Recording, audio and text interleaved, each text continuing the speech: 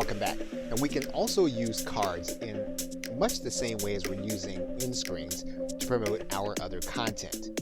So if we click this link that says cards, it'll take us to another similar screen. And what's going to happen is we're going to need to get some places inside of our video where we're going to give the viewers a brief glimpse of a link they can click to watch some of our other content. So for example, we can decide that at the 11-minute point, we're going to add a card. We're going to make that card one of our videos, and then we're going to click on the video. What we're going to do then is we're going to write in a custom message. So in this case, we might write in, and then we're going to click create card.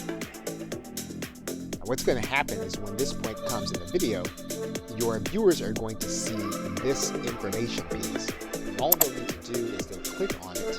They're then going to be able to click on this card and then click this link to see what you have given them to click on. You can add in some other cards.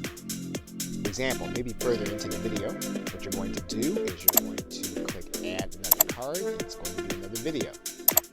And then you're going to click the video, you're going to write in a custom message, and then you're going to click create card. And then at this point in the video, your viewers are going to see this area, they click on it, they're then going to have this information where they can click and go to another video. So cards obviously have more to them than all of those things. However, if you're trying to get people to see more of your content, then you'll definitely want to use cards and then exercise the capacity you have to drive people to some of your other content.